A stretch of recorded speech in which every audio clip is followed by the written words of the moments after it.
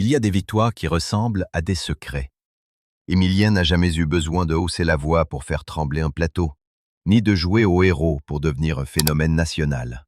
Mais à seulement 23 ans, alors que son nom circule désormais avec un mot plus intime que tous les autres, mariage, une question s'invite derrière les applaudissements. Que reste-t-il d'un jeune homme quand la France entière a déjà fouillé son sourire, ses silences, ses gains, son couple et même son avenir? Émilien a-t-il vraiment franchi ce pas que tant de fans imaginent? Ou bien cette histoire cache-t-elle une vérité beaucoup plus délicate? Quand Émilien apparaît pour la première fois dans les 12 coups de midi, le 25 septembre 2023, personne ne sait encore qu'un étudiant discret, presque timide, va bousculer la mécanique bien huilée d'un jeu populaire. Il n'entre pas dans le studio comme un candidat qui veut devenir célèbre. Il entre comme quelqu'un qui répond aux questions avec la précision d'un homme qui range le monde dans sa tête. Pas d'arrogance, pas de grandes phrases, pas de regard qui réclame la lumière, juste une concentration étrange, une politesse de premier rang, une mémoire qui semble chercher plus vite que les autres et une manière de sourire comme si chaque victoire l'étonnait encore un peu. Au début, le public croit voir un bon candidat, puis un très bon, puis un champion, puis quelque chose d'autre. Un cas, un phénomène, une énigme française servie chaque midi entre deux éclats de rire de Jean-Luc Reichmann et les regards complices de ceux qui comprennent que quelque chose d'inhabituel est en train de se produire. Chaque jour, Émilien revient. Chaque jour, il répond. Chaque jour, il ajoute une pierre à une tour que personne ne voit encore dans toute sa hauteur. Et plus cette tour monte, plus elle rend le garçon visible, fragile, exposé. Ce qui fascine d'abord, ce n'est pas seulement ce qu'il sait, c'est la façon dont il semble le savoir. Émilien ne donne pas l'impression de fouiller dans une mémoire confuse. Il avance par pistes, par indices, par élimination. Il regarde une question comme on regarde une carte. Il repère les frontières, les dates, les pièges, les formulations. Il ne donne pas seulement une réponse, il montre, sans le dire, qu'il a une méthode. C'est là que naît le surnom qui va le suivre, à la fois flatteur et cruel, le chat GPT de midi, parfois même le Siri humain. Derrière la plaisanterie, il y a une admiration immense, mais aussi un danger, car dès qu'on compare un homme à une machine, on oublie qu'il peut trembler. Et Émilien, justement, n'a jamais été une machine. C'est peut-être le premier malentendu de son histoire. Le public voyait une encyclopédie vivante. Lui n'était qu'un jeune homme qui avait appris à travailler, à retenir, à se préparer, à écouter. On a parlé de mémoire prodigieuse, de culture infinie, de cerveau hors norme. On a parfois oublié les heures, les fiches, les habitudes, les lectures, la curiosité patiente. Cette intelligence-là n'est pas tombée du ciel comme un cadeau miraculeux. Elle s'est construite. Elle s'est entraînée. Elle s'est affinée dans un environnement où la culture générale n'est pas une décoration, mais une discipline. Il y a quelque chose de très français dans cette fascination pour Émilien. Un pays qui aime les concours, les classements, les champions et les premiers de la classe, s'est soudain retrouvé face à un garçon capable de devenir le meilleur sans jamais sembler écraser les autres. Il gagnait, mais sans humiliation. Il battait des records, mais sans triomphalisme. Il accumulait les gains, mais gardait cette allure d'étudiant qui pourrait encore prendre un bus avec son sac à dos, oublier son parapluie, ou discuter d'un cours d'histoire ou des tours d'un couloir universitaire. Voilà peut-être ce qui a rendu son ascension si hypnotique. L'extraordinaire portait les vêtements de l'ordinaire. Puis il y a eu Jessica. Au début, elle n'est pas seulement la petite amie du champion. Elle est une présence, un repère, une silhouette sur le plateau, un visage parfois en vidéo, un soutien que les caméras attrapent au passage et que le public adopte presque malgré lui. Dans une émission où chaque détail devient matière à commentaires, Jessica a rapidement incarné la part intime du parcours d'Émilien. Elle était là quand il gagnait. Elle était là dans les moments de tension. Elle devenait le témoin silencieux de ce que les téléspectateurs ne pouvaient pas vivre. La fatigue après l'enregistrement, la pression des records, le vertige de se réveiller chaque matin avec l'impression que la France vous attend à midi. Et c'est là que l'histoire médiatique change de nature. Un champion seul fascine.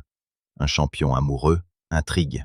Un champion jeune, riche, discret, accompagné d'une compagne fidèle, devient un personnage de roman populaire. Les questions arrivent presque naturellement, comme si le public se donnait le droit de tourner les pages à sa place. Vont-ils rester ensemble?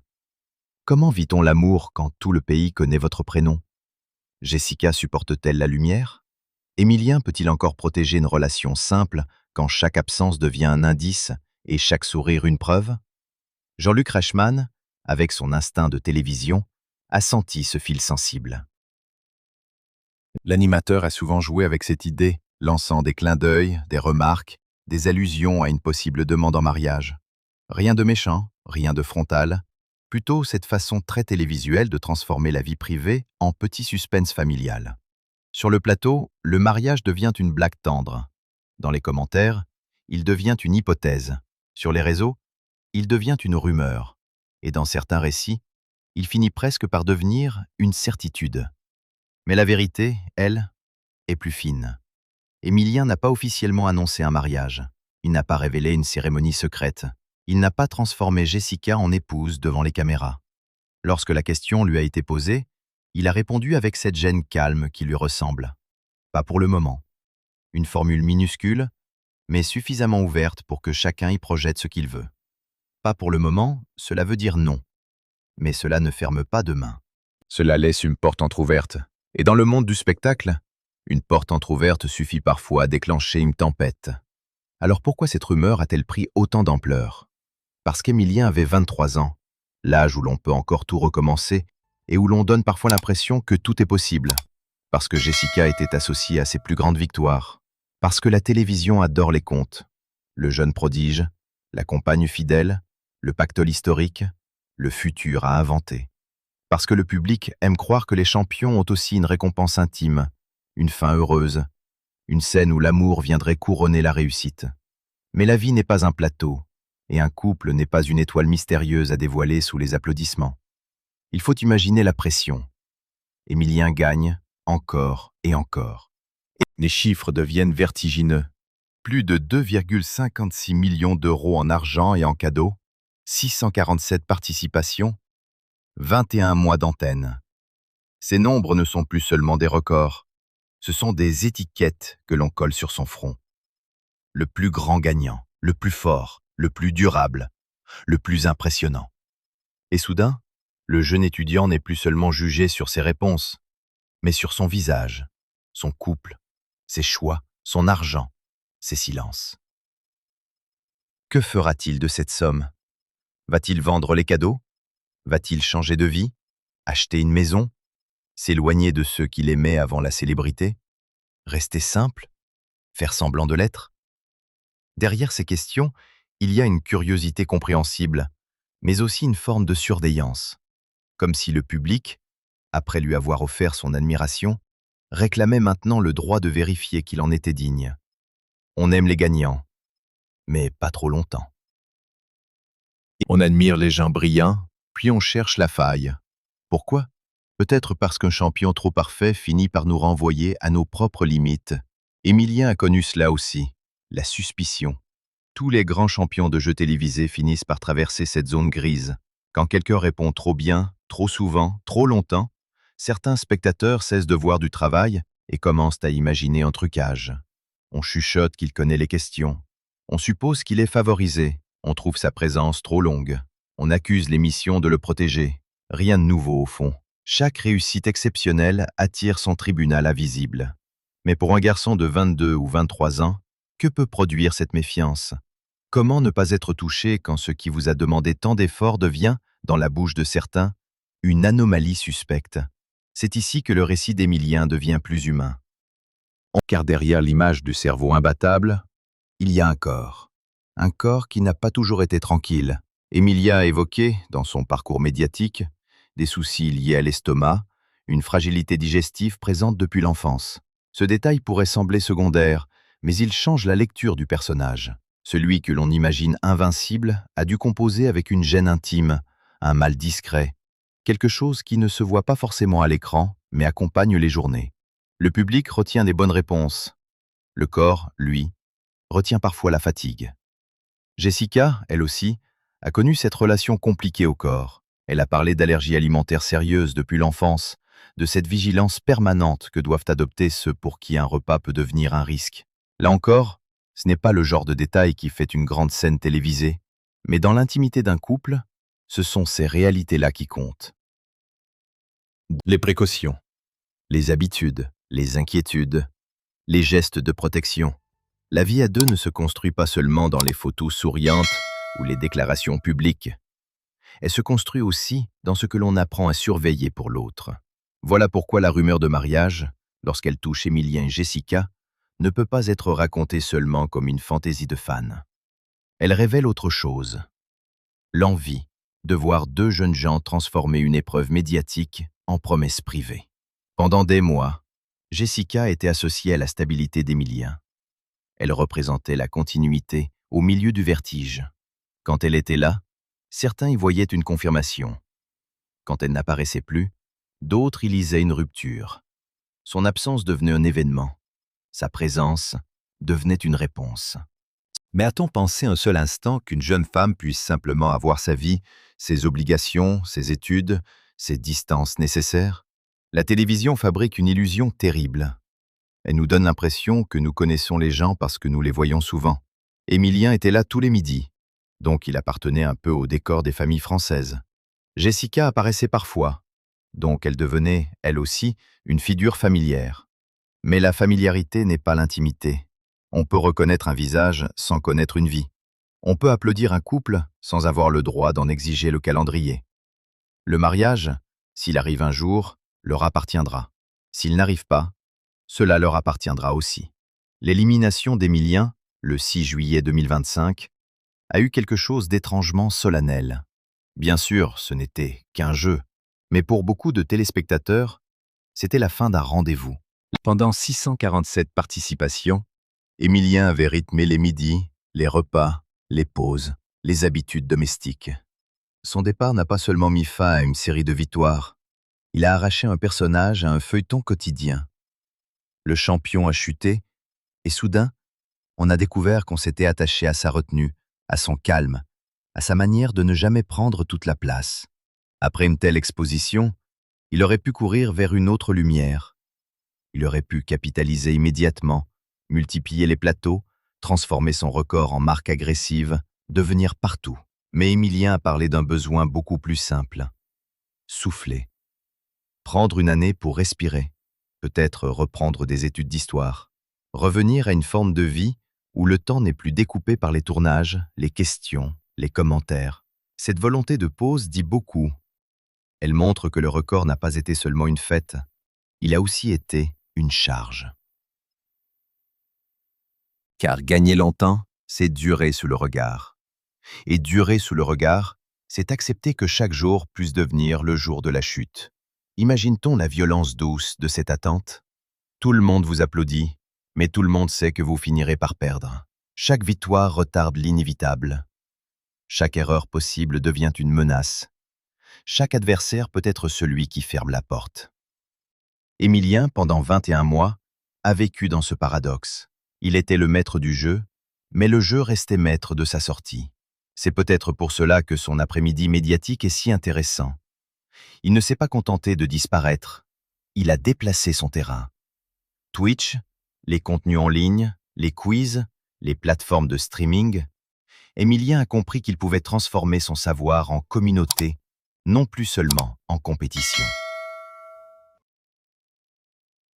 Là où la télévision le mettait face à des adversaires, Internet lui permet de rassembler des curieux. Là où le plateau imposait un rythme, le numérique lui donne un espace plus souple. Et avec la table des savoirs, lancée en janvier 2026, il fait quelque chose de très cohérent. Il ne vend pas seulement son image, il prolonge son univers. Ce projet dit presque tout de lui. Emilien aurait pu choisir le spectaculaire.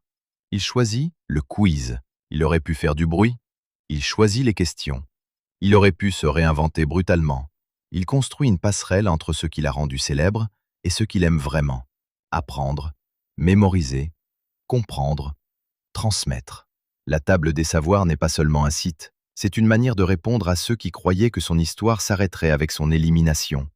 Non, le champion n'était pas un personnage de TF1 enfermé dans un décor, il était un esprit en mouvement. Et pourtant, même ce mouvement nourrit les interrogations. Va-t-il devenir streamer à plein temps? Va-t-il abandonner l'histoire? Va-t-il réussir à exister en dehors des 12 coups de midi? Le public veut savoir, toujours. Il veut suivre l'après, vérifier la transformation, comparer le jeune homme d'hier au créateur de contenu d'aujourd'hui. Mais Émilien semble avancer avec prudence. Il ne brûle pas les étapes. Il ne cherche pas à devenir quelqu'un d'autre. Il donne l'impression de tester une nouvelle pièce sans démolir la maison. C'est dans ce contexte que le sujet du mariage revient avec insistance. Comme si, après la fin du jeu, il fallait une nouvelle intrigue. Le champion a perdu son fauteuil. Alors le récit populaire cherche une autre scène. L'amour. Émilien et Jessica vont-ils se marier? Ont-ils déjà pris une décision? Préparent-ils une cérémonie? Jean-Luc Reichmann a-t-il eu raison de les taquiner? Les fans ont-ils vu juste? Toutes ces questions existent, mais elles reposent sur une confusion centrale. Vouloir une belle histoire ne suffit pas à la rendre vraie. Ce que l'on peut dire avec honnêteté, c'est que le couple a bien occupé une place importante dans le parcours médiatique d'Émilien. Jessica n'a pas été une simple figurante dans le récit public. Elle a été liée aux encouragements, aux émotions, au moment où l'émission rappelait que le champion n'était pas seul face aux caméras. Elle a aussi été, malgré elle, entraînée dans les mouvements de la rumeur, notamment lorsque ses absences ont déclenché des commentaires sur une possible séparation. Là encore, rien ne prouve que ces interprétations aient reflété la réalité de leur relation. Elles disent surtout la vitesse à laquelle le public transforme un vide en scénario. Le plus troublant, c'est peut-être que cette rumeur de mariage révèle une attente presque morale. Émilien, parce qu'il a gagné beaucoup, devrait rester humble. Parce qu'il est jeune, il devrait rester amoureux de la bonne manière. Parce qu'il est discret, il devrait rassurer. Parce qu'il a été accompagné par Jessica, il devrait offrir au public une continuité sentimentale. Comme si la France qu'il a regardé gagner voulait maintenant le voir bien finir. Mais une vie n'est pas une émission montée pour satisfaire une dramaturgie collective. Alors a-t-il admis se marier à 23 ans? Si l'on cherche la vérité nue, la réponse est non. Émilien n'a pas confirmé de mariage officiel avec Jessica. Mais s'il a admis quelque chose, c'est peut-être plus subtil. Il a admis, par sa gêne, ses sourires et ses silences, que cette question touche une zone privée. Il a admis que l'avenir n'était pas fermé. Il a admis, sans grand discours, qu'il n'était pas pressé de transformer une relation réelle en spectacle public. Et c'est peut-être là que se trouve la vraie maturité, ne pas donner au public une annonce simplement parce qu'il l'attend. Dans une époque où tout doit être déclaré, photographié, officialisé, commenté, Émilien oppose une forme de lenteur. Ce n'est pas spectaculaire, mais c'est rare. Il ne fait pas de son couple un feuilleton permanent. Il ne corrige pas chaque rumeur avec violence. Il laisse parfois les choses passer, comme s'il savait que la surexposition se nourrit de la défense autant que de l'attaque. Cette retenue peut agacer ceux qui veulent des réponses nettes. Elle peut aussi être comprise comme une protection, car que protège-t-il au fond? Jessica peut-être? Lui-même, sûrement. Leur âge aussi. On oublie trop vite que derrière le record historique se trouve un jeune homme né en décembre 2002, propulsé dans une notoriété nationale avant même d'avoir terminé de choisir sa vie. À 23 ans, beaucoup cherchent encore leur voie, leur ville, leur rythme, leur rapport à l'amour, à l'argent, à l'avenir. Émilien, lui, doit faire tout cela avec un palmarès immense dans le dos. Comment ne pas ressentir le poids de ce décalage? Son histoire raconte aussi une génération, celle qui peut passer d'un plateau télévisé traditionnel à Twitch, d'un jeu de midi à une communauté numérique, de la culture générale familiale à des quiz en ligne. Émilien fait le pont entre deux mondes. Les grands-parents le regardaient sur TF1, les jeunes peuvent le retrouver sur Internet. Les uns l'admirent pour ses records, les autres le suivent pour sa manière de jouer avec le savoir. Dans les deux cas, il reste fidèle à une idée simple. La connaissance peut être populaire sans être vulgaire, exigeante sans être froide. C'est peut-être cette élégance qui lui a permis de ne pas être dévoré entièrement par son succès. Beaucoup de gagnants deviennent prisonniers de leur moment. Émilien, lui, semble vouloir transformer le moment en trajectoire. Mais une trajectoire ne se construit pas sans risque. Le public qui l'a porté peut se lasser. Les internautes peuvent devenir plus durs que les téléspectateurs. L'étiquette de « plus grand gagnant » peut devenir une cage. Quand on a été le meilleur dans un domaine, chaque nouveau projet est jugé à l'aune de cette grandeur passée. Et si la table des savoirs ne suffisait pas? Et si le champion devait apprendre à perdre autrement? L'argent, lui aussi, demeure un personnage silencieux de cette histoire. Plus de 2,56 millions d'euros en gains et cadeaux, ce n'est pas seulement une somme, c'est un basculement social. C'est la possibilité de ne plus vivre exactement comme avant. C'est aussi une tentation pour les autres. Donner leur avis, surveiller, commenter, imaginer. Le paradoxe est cruel. On célèbre un candidat parce qu'il gagne, puis on s'inquiète qu'il ait trop gagné. On veut qu'il soit récompensé, mais pas transformé. On veut qu'il profite, mais pas trop. On veut qu'il reste simple, mais on le regarde comme quelqu'un d'exceptionnel. Émilien a toujours paru conscient de ce piège. Sa simplicité n'a jamais ressemblé à une stratégie de communication trop calculée. Elle semblait venir de plus loin, d'une éducation, d'un tempérament, d'un rapport presque pudique à la réussite.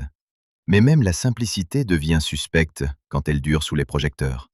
Certains y voient de l'authenticité, d'autres une posture. Peut-on encore être naturel quand chaque geste est interprété? Peut-on encore être soi-même quand des inconnus débattent de ce que l'on devrait faire avec sa vie? Dans cette histoire, Jean-Luc Reichmann joue un rôle particulier. Il n'est pas seulement l'animateur qui a posé les questions ou lancé des plaisanteries sur le mariage, il est devenu au fil du temps l'un des témoins publics de la métamorphose d'Émilien. Il l'a vu arriver inconnu, il l'a vu durer, il l'a vu battre des records, il l'a vu quitter le jeu. Ses taquineries sur Jessica et le mariage s'inscrivaient dans cette relation de plateau, faite de familiarité, de mise en scène. Mais hors plateau, les mots prennent parfois une vie autonome. Une plaisanterie devient un titre devient une croyance devient une vérité parallèle.